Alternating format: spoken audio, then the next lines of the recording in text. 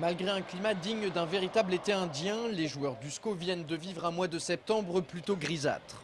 Symbole de ce voile nuageux qui trotte au-dessus de la tête des hommes de Jean-Louis Garcia, les 3 petits points pris sur 12 possibles au cours du mois précédent, avec en ligne de mire la rencontre qui les a opposés vendredi dernier au Racing Club de Strasbourg. Un match sans saveur qui s'est achevé sur un score nul et vierge de 0-0. Seul petit rayon de soleil au milieu des nombreux cumulus, les Angevins ont retrouvé face aux Alsaciens une imperméabilité défensive qui les fuyait depuis 6 rencontres. Aujourd'hui, on est en progrès par rapport aux soucis que l'on avait jusqu'à maintenant, c'est-à-dire de prendre trop de buts, de mal gérer le temps additionnel. Ce soir, on ne prend pas de but. Dans la semaine, on a beaucoup travaillé pour trouver cette solidité défensive. Mais ce soir, ça a réussi, on n'a pas pris de but, c'est le principal. Faut-il voir un lien de cause à effet entre le retour du défenseur central Bruno Ekwelemanga et le fait qu'Angers ait réussi à garder sa cage inviolée? Sans doute. En tout cas, l'international gabonais a effectué une rentrée intéressante aux côtés de Thomas Mieniel au sein de la charnière centrale. C'était la première fois que les deux hommes étaient associés en match officiel. De bon augure pour la suite de la saison. Mais si les Angevins ont enfin retrouvé une solidité défensive vendredi soir, ils l'ont fait au détriment de l'animation offensive. Les scoïstes se sont créés trop peu de situations favorables face aux Strasbourgeois.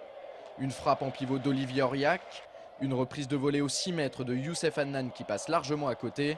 Et enfin ce face-à-face perdu par Anthony Modeste devant Stéphane Cassard. Ça doit suffire pour gagner un match, même quand on n'est pas bien. Malheureusement, on ne les a pas mis au fond. On a eu du mal à mettre notre jeu en place, notre jeu collectif. On s'est surtout appliqué à être bon défensivement et c'est vrai qu'on a pêché un peu dans le jeu. Les Alsaciens ont aussi leur part de responsabilité dans l'inefficacité des Angevins. Ils étaient venus sur les bords de Maine pour se rassurer et ne pas perdre. C'est ce qu'ils ont fait en restant solides derrière. Sinon, sur le plan offensif, ils n'ont rien proposé ou presque. Ceci dit, Jean-Louis Garcia s'appuie sur une autre analyse pour expliquer le manque d'allant de sa formation. Regardez comment on joue.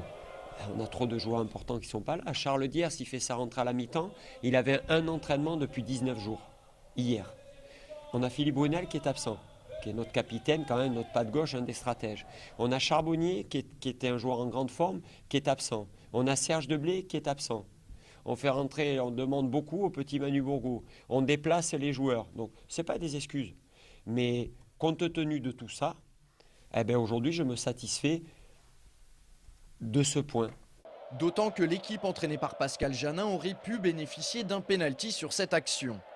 Après, difficile de se faire une idée précise sur ces images, mais l'arbitre de la rencontre aurait pu siffler sur ce contact entre Karim Djelabi et Stéphane Pichot.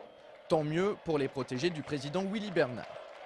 Au final, les deux formations se sont donc quittées sur un 0-0 qui reflète la physionomie du match.